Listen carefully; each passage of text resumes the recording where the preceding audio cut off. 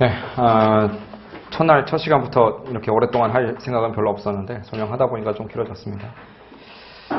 시험에 대한 이야기를 잠깐만 좀 하자면 여러분 그 1차 시험 일단 뭐 2차는 나중에 생각하기로 하고 1차 시험의 합격 기준 이런 거 아세요? 그런 건 알고 우리가 공부해야 될 거 아니야, 그렇죠? 몇 점 넘어야 돼요? 60점 넘어야 돼요. 전 과목 평균이 60점 넘어야 되는데 만약 예를 들어서 뭐 딴 과목 다 100점 맞았어. 근데 어떤 과목 하나가 40점을 못 넘은 거예요. 그러면 탈락이에요. 뭔 말인지 아시겠죠? 그러니까 조건은 전 과목이 40점보다 높아야 되고 그 다음에 다 합친 평균이 60점 이상이어야 된다거든요. 그럼 절대평가인 거예요? 아니면 상대평가인 거예요?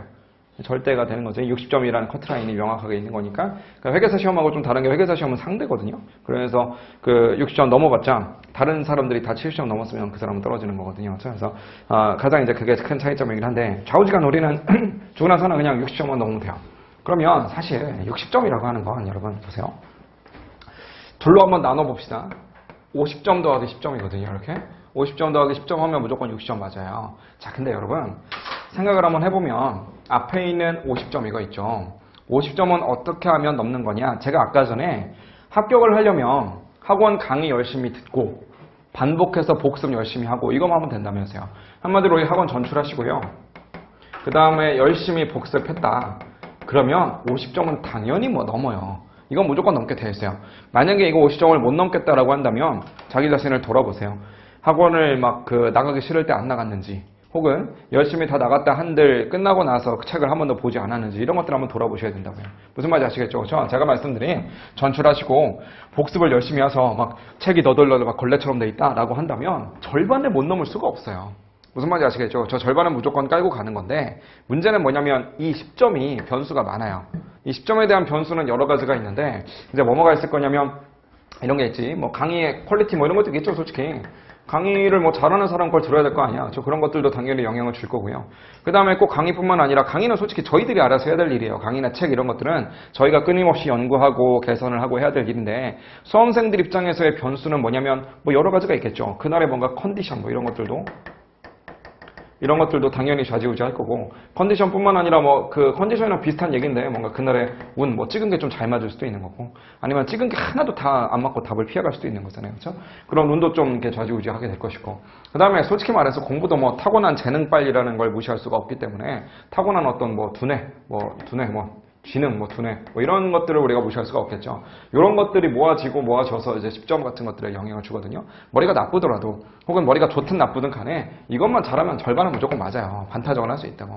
그럼 10점, 여기에 이제 포커스를 좀 우리가 맞춰봐야 되는데, 솔직히 말해서 강의는 저희가 알아서 할 일이라고 말씀드렸거든요. 자, 두뇌, 이거 지금 와서 어떻게 할 수 있나요? 이거 태어날 때 이미 결정된 거잖아.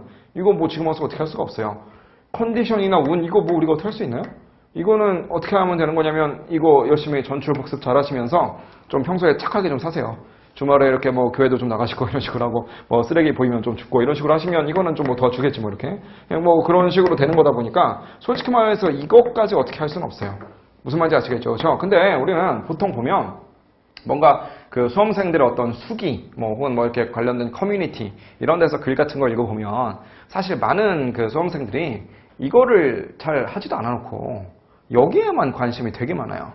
강의가 어떠니 저쩌니 내가 운이 나빴네 좋았네 그 다음에 내가 머리는 내가 어떻게 된 것 같다느니 뭐 이런 거에만 관심을 갖는데 사실은 이게 중요한 게 아니에요. 먼저 이게 당연히 기본적으로 깔려 있는 거고 그 다음에 나머지 것들을 우리가 좀 바라야 되는 거거든요. 그래서 이제 이게 되게 중요하다 이렇게 좀 말씀을 드렸던 거고 그 다음에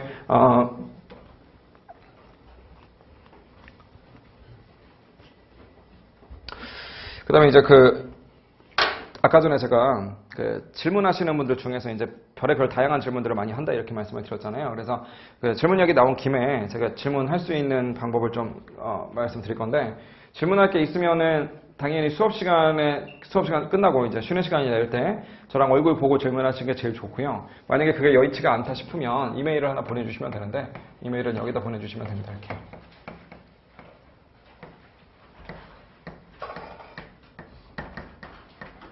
네이버 메일이고요. KUBACKM KUBACKM 여기다가 이렇게 이메일 좀 보내주시면 되는데 그 질문을 이렇게 받다 보면 지금도 쉬는 시간에 이제 질문 온 것들 답변해드리다 그렇게 왔는데 질문에 별의별 질문들이 다 있어요. 근데 이제 가장 제가 좋아하고 이런 질문은 참 좋은 자세다 싶은 질문이 그 뭐냐면 이제 이렇게 하면 그 문제가 풀린다는 걸 배웠는데 이게 왜 그렇게 하느냐. 그러니까 왜라는 걸 자꾸 생각해야 돼요. 그러니까 아까 전에 제가 무슨 DM하고 DL 더한 거 기본 원가라고 했고, DL하고 OH 더한 거 무슨 우리 전환원가, 가공원가 이렇게 하자면서요. 그러면 그냥 그런가 보다 이렇게 하지 마시고, 왜 굳이 얘를 가공원가라고 했을까? 이런 생각을 자꾸만 하셔야 된다는 거죠. 무슨 말인지 아시겠죠? 그래서 왜 이렇게 하느냐라고 하는 그런 질문을 제일 좋아하고요. 그 다음에 이제 가장 조금 부탁을 좀 하나 드리고 싶은 게, 이제 가다가 이제 이런 질문들이 있어요. 교재 몇 페이지에서요? 이렇게 하시는데, 무슨 교재를 말하는지 알 수가 없습니다. 제가 그 세무사 시험을 비롯해서 시험만 6개 하거든요. 시험만 6개 하고 있는데 그 책들이 몇 개겠어요, 벌써. 그러니까 막 1차, 2차 이렇게 나뉘어져 있다 보니까 책이 워낙에 많거든요. 그래서 어떤 교재 말하는 건지 그것 좀 말씀해 주셨으면 좋겠고. 그 다음에 가끔 가다가 그냥 문제 좀 풀어주세요 이렇게 하면서 가끔 이런 분들도 있어요. 이렇게 문제를 핸드폰으로 사진을 딱 찍어. 그런데 그걸 첨부 파일로 딱 해가지고 그냥 문제 중에서 어디가 막힙니다 이런 게 아니라 그냥 이것 좀 풀어주세요 그냥 이렇게 하시는 분들이 계세요. 그래서 풀어드리긴 하지, 당연히 풀어드리긴 하는데 그게 귀찮다고 그렇게 말씀드리는 게 아니라, 그래도 제가 어느 부분에서 막혀가지고 어떤 부분을 좀 해결해드리면 이분이 실력이 늘지 이런 걸 제가 알아야 설명을 좀 드릴 거 아니겠어요. 그러니까 그런 설명을 좀 구체적으로 가장 많이 해주시는 거, 이게 되게 중요합니다. 무슨 말인지 아시겠죠, 그렇죠? 그래서 최대한 좀 질문 많이 하면서 최대한 좀 이렇게 실력을 좀 신장시켰으면 좋겠고요. 가장 안 하셨으면 좋겠는 질문이, 가끔 가다가 이제 교대역 근처에 맛집은 어디가 있나요? 이런 거 물어보신 분들도 있고, 그 다음에 제가 이제 혹시 아시는 분들 있겠지만, 제가 작년에 비해서 좀 체중을 좀 많이 감량을 해놓다 보니까 자꾸만 다이어트 어떻게 하는 겁니까? 이런 질문들을 자꾸만 합니다. 근데 다이어트 하는 방법은 우리가 합격하는 방법이랑 똑같다고요. 합격하는 방법이 학원 맨날 오고 복습하면 된다면서요. 다이어트는 제가 맨날 여기 앞에 헬스장에서 맨날 뛰어요, 저. 맨날 뛰고 맨날 풀만 먹으면 돼요. 그러면 살 빠진다고 이렇게. 무슨 말인지 아시겠죠? 그죠? 그러니까 그런 거 제발 좀 질문하지 마시고. 가끔 가다가 옛날에도 한번 말씀드렸던 것 같은데, 어린 여학생들 같은 경우에 특히나 자꾸만 이런 질문들을 해요. 이렇게 와서 같은 클래스에서 듣는 그런 오빠가 자꾸만 자기한테 고백을 한다고, 어떻게 해야 되니? 그걸 저보고 어떻게 하라고요, 그죠? 그런 자꾸 질문들을 좀 하시는데, 그런 거는 도저히 어떻게 제가 답변을 해드릴 수가 없으니까, 그런 거 말고 좀 다른 질문들 위주로 좀 이메일 자주 보내주셨으면 좋겠어요. 그리고 말 나온 김에 홍보를 좀 몇 가지 하자면, 이미 한번 또 들으셨던 분들도 계시니까 이미 말씀드렸던 것 같긴 한데, 우리가 아까 전에 말 문제하고 그 다음에 계산 문제하고 둘이 서로 이렇게 나누어서 생각하는 거 아니라고 말씀드렸거든요. 말 문제 잘하면 계산 문제 잘하고, 계산 문제 잘하면 말 문제 잘합니다. 그래서 말 문제 같은 것들은 이제 수업 진도 나가셨으면 그 진도 따라서 여러분들이 조금 이렇게 복습하시면 좋겠다 싶은 생각에 제가 만들고 있는 게 하나 있는데, 네이버에다가 이제 검색하기를 어떻게 검색하시냐면, 원가 관리 회계고요. 원가 관리 회계 말 문제 뽀개기라고 하는 게 있어요. 이렇게. 요즘 말이 좀 써놓고 하니까 되게 유치한 것 같긴 한데, 원가 관리 회계 말 문제 뽀개기라고 하는 걸 한번 쳐보시면 팟캐스트를 하나 제가 만들고 있는 게 있거든요. 그래서 진도별로 해서 말 문제 같은 것들을 좀 이렇게 질문 읽고, 그 다음에 그거를 이제 제가 답변하고 이렇게 하는 팟캐스트를 하나 만들고 있어요. 그래서 지금 처음 배우시는 분들은 진도 나간 게 얼마 없으니까 벌써부터 들으실 필요는 없는데, 진도 어느 정도 나가거나 아니면은 이미 한 바퀴 돌리셨던 분들, 그런 분들은 공부하는데 이제 공짜니까 활용 한번 해보시면 괜찮을 것 같습니다. 그래서 시험 공부하시는 데 도움을 드리기 위해서 이런저런 시도들을 좀 많이 하고 있으니까 최대한 좀 활용을 해보셨으면 좋겠습니다. 하여튼 이런 거 두 가지 좀 공지 드리면서 아까 제가 했던 이야기 다시 한번 좀 이어서 가보도록 할게요. 말 문제 뽀개기 이것도 처음에 이제 제가 이걸 만들어 놓고 녹음만 해놓고 이걸 편집을 해야 될 거 아니겠어요. 편집을 또 어디다 맡기자니 또 돈 들고 하니까 이거 어떻게 해야 될까 싶어서 편집을 제가 그냥 배웠지 그래서 배워가지고 제가 편집 다 하고, 문제 읽어주는 게 처음부터 끝까지 제 목소리로 하면 좀 별로일 것 같아가지고 문제는 와이프한테 읽으라고 하고, 그다음에 그러고 나서 처음에 뭔가 이렇게 그래도 나름대로 이제 팟캐스트를 하면, 다른 팟캐스트 들어보니까 멋진 로고송 이런 것도 있고 그러더라고요. 그래서 나도 하나 있어야 될 것 같아가지고, 제 동생이 또 음악하거든요. 그래서 동생한테 전화해서 야, 노래 하나 불러봐라 이렇게 해가지고 그거 하나 따가지고 이렇게 좀 만든 거니까, 나름대로 가족들이 총출동해서 만든 거니까 한번 좀 해보세요. 자, 아까 전에 이제 어떤 얘기 했었냐면, 우리 원가에는 세 가지가 있다. DM이 있고, 그 다음에 DL이 있고, 그 다음에 OH가 있다. 이거 세 개 다 더하면 뭐라고 한다고요? 세 개 다 더한 거 단기 총제조원가. 이렇게 더하면 뭐라고 한다고요? 기본원가 혹은 기초원가. 이렇게 하면 뭐라고 한다고요? 이렇게 하면 가공원가 혹은 전환원가 이렇게 한다고요. 그렇죠? 자, 여기서 이제 우리가 포커스를 맞춰야 되는 건 요놈하고 요놈은 지금 D자가 들어있습니다. 그렇죠? 둘이는 D자가 들어가 있는데 얘는 D자가 없어요. 그래서 얘네들을 우리가 직접 원가라고 했고 얘는 그냥 간접 원가라고 하면 되는 거였는데 이 직접 원가라고 하는 거, 간접 원가라고 하는 거 어떻게 구별하면 되느냐? 추적이 되냐 안 되냐. 그러니까 추적이 된다라고 하는 건 양념치킨 때문에 쓴 건지 아니면 후라이드 치킨 때문에 쓴 건지 명확히 알 수 있다. 그러면 추적이 되는 거예요. 그렇죠? 하지만 어떤 치킨을 위해서 쓴 건지 도저히 모르겠어요. 그럼 다 여기다 집어넣는 거라고 이렇게. 무슨 말인지 아시겠죠? 그렇죠? 자, 근데 사실 아까 전에 배웠던 것 중에서 DM에 보면 뭐가 있었냐면 이 안에 뭐 닭도 있었고요.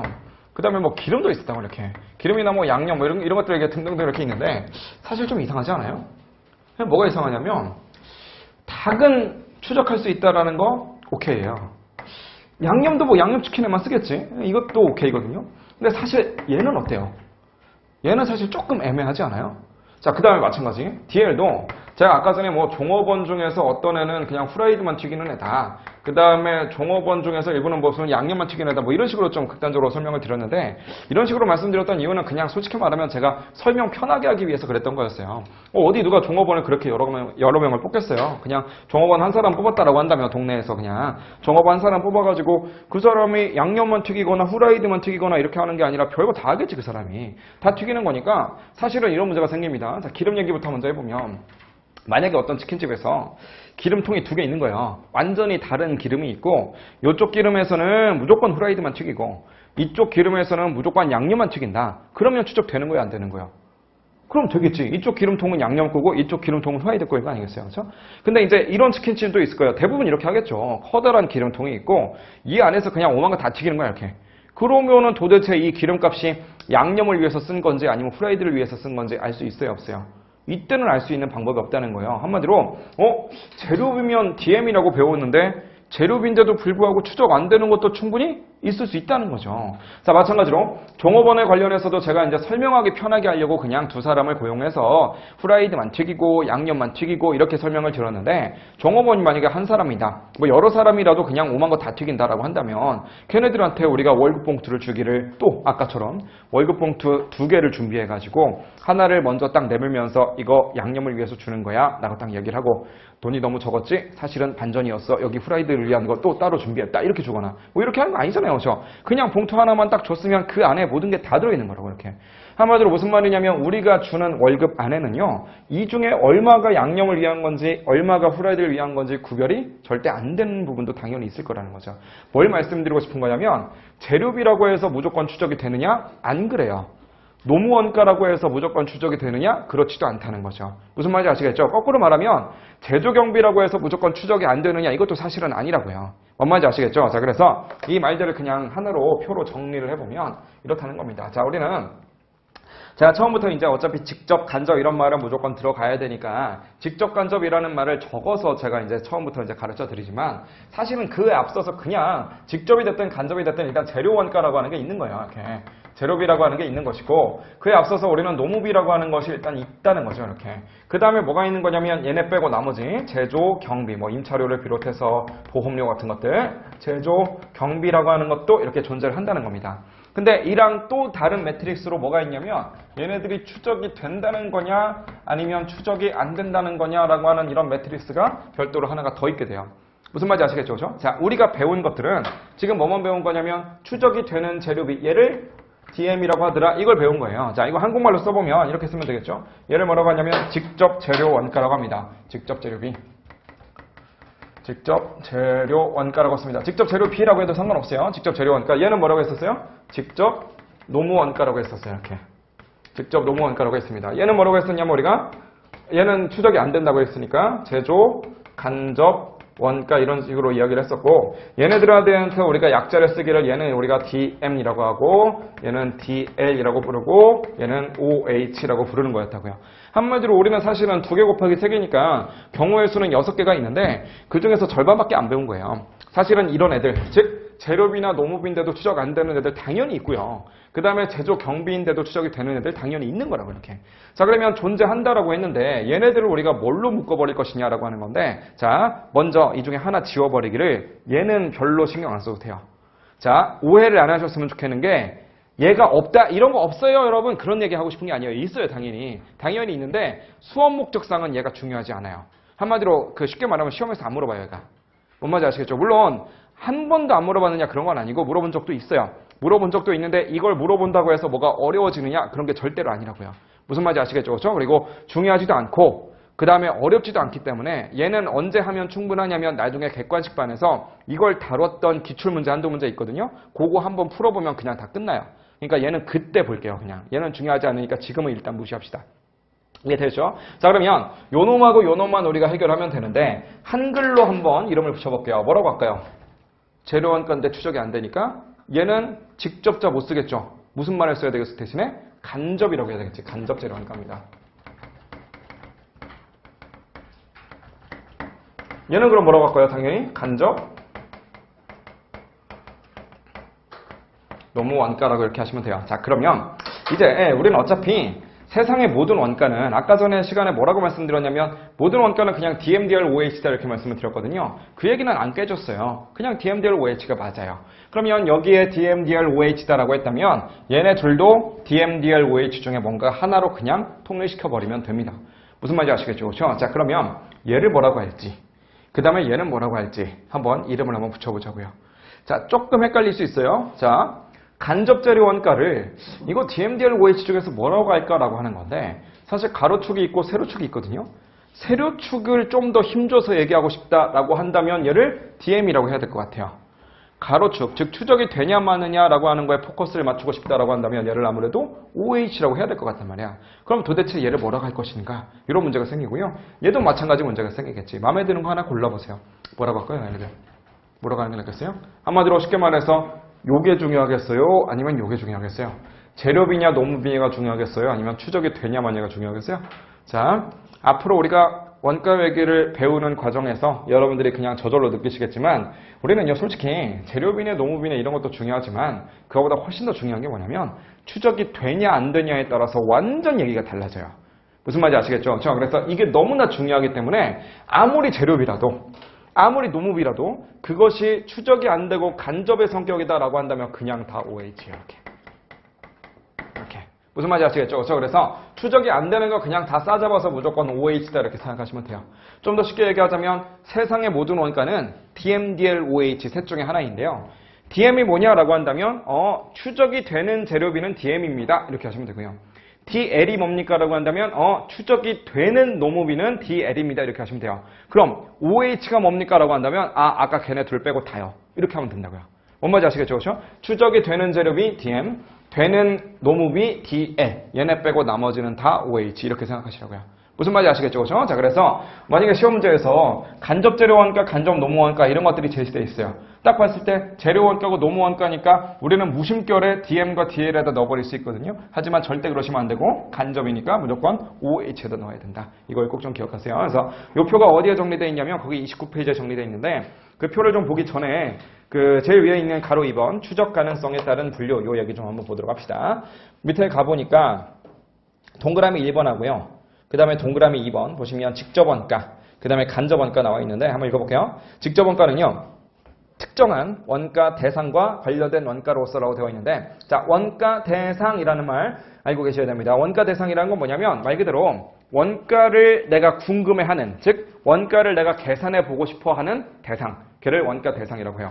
그러니까 아까 전에 우리가 설명드린 걸로 뭐라면 양념치킨 후라이드 치킨 얘네들의 원가 지금 궁금한 거 아니야 그렇죠? 걔네들을 우리는 뭐라고 하느냐 원가 대상이라고 부릅니다. 무슨 말인지 아시겠죠? 잠깐만 앞으로 가보실래요? 한 페이지 앞으로 27페이지 가보니까 바로 이번에 원가 대상이라고 적혀있죠. 자, 아까 전에 제가 27페이지에 있는 내용 중요합니다라고 말씀드렸지만 그냥 넘겼다고요. 넘긴 이유는 뭐냐면 어차피 뒤에 가서 이런 식으로 다시 나오니까 그래서 그냥 넘어가자고 한 거예요. 근데 어차피 27페이지 돌아온 김에 그냥 한번 읽어봅시다. 원가 대상이라고 되어 있는 가로 2번 한번 읽어보시면 원가를 따로 측정하고자 하는 활동이나 항목으로서 경영자가 의사결정을 위해서 어떠한 대상들의 원가를 알고자 할 때 그 어떠한 대상을 원가 대상이라고 한다. 그러니까 원가가 얼마인지 어떤 대상들에 대해서 궁금한 거예요. 걔네들을 우리가 원가 대상이라고 한다. 뭐 그런 얘기죠. 무슨 말인지 아시겠죠? 그래서 그냥 앞뒤 상황 설명 없이 그냥 원가 대상이란 게 이런 거예요. 이렇게 읽어드리면 와닿지가 않을 테니까 그냥 뒤에 가서 설명드립니다. 이렇게 말씀드린 거니까 걱정하지 마시고 그냥 따라오시면 됩니다. 자, 29페이지 가보시면 동그라미 1번 다시 한번 읽어볼게요. 특정한 원가 대상과 관련된 원가로서 특정한 원가 대상에 의해 소비되었음을 쉽게 뭐 할 수 있는? 추적할 수 있는 원가, 걔를 뭐라고 하느냐? 직접 원가라고 한다고요. 자, 밑에 보시면 간접 원가라고 되어 있는데 이건 반대말이겠죠. 소비된 원가가 특정한 원가 대상에 의해서 소비되었음을이겠지. 소비되었음을 쉽게 추적할 수가 없거나 설령 추적이 된다라고 해도 그걸 하는 것이 비효율적이다라고 한다면 이런 원가들을 우리는 뭐라고 하느냐? 간접 원가라고 이렇게 부르겠대요. 무슨 말인지 아시겠죠? 자, 그 밑에 가보니까 표가 하나 나와 있는데 제조 활동에 따라서 재료비, 농부비, 제조 경비 이렇게 했다면 추적 가능성에 따라서는 재료비나 농부비나 제조 경비나 전부 다 직접 간접 이렇게 뿌릴 수가 있거든요. 그런데 얘네들을 뿌려주기를 어떻게 분류를 하느냐? 자세히 보시니까 제일 오른쪽에 직접 추적이 가능한 재료비 걔를 DM이라고 써놨고요. 그 다음에 좀 밑에 가보시면 직접 추적이 가능한 농부비가 있다면 걔를 DL이라고 했습니다. 그 DM하고 DL을 빼고 나머지 것들은 다 뭐라고 되어 있어요? 전부 다 그냥 OH라고 되어 있네. 간접 재료비라도 OH고요. 그 다음에 간접 농부비라도 OH다라고 하는 거. 이런 것들을 조금 여러분들이 기억을 해주시면 되겠어요. 무슨 말인지 아시겠죠? 그죠?